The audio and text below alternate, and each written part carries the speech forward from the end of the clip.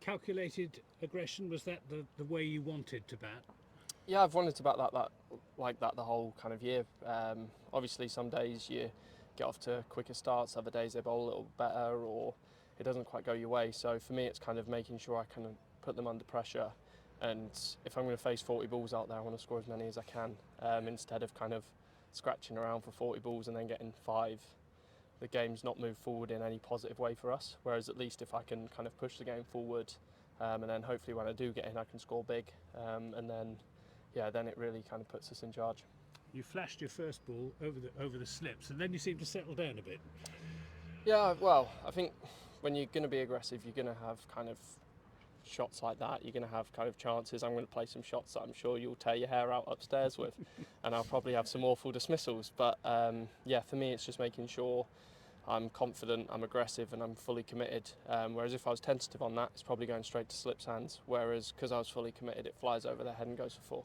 And the end result is that Somerset are now in a very strong position, 199 for 4, dodgy weather forecast for tomorrow, but even if we don't get a full day's play tomorrow, the scope to build a really decent first innings lead and then put Northants under pressure in their second innings. Yeah, absolutely. If there is weather around, kind of 200 off 50 overs, so we've actually moved the game forward.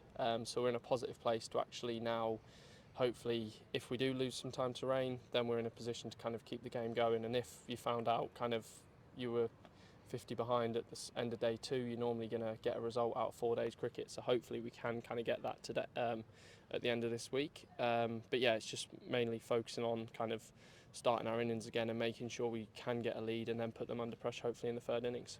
Nice partnership with James Rue. Very interesting contrast in styles between the pair of you. Yeah, absolutely.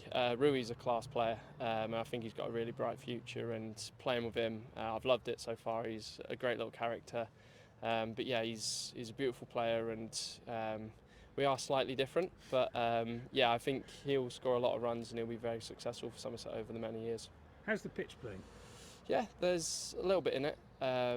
But yeah, it's a nice pitch, so it will be tough work for the bowlers, but I think they've been outstanding kind of to get them for 250 on this pitch. When I rocked up, I thought it was going to be a minefield, and if they said they were going to get 250, I thought, it's game over. But it's turned out to be a lot better than what it looks.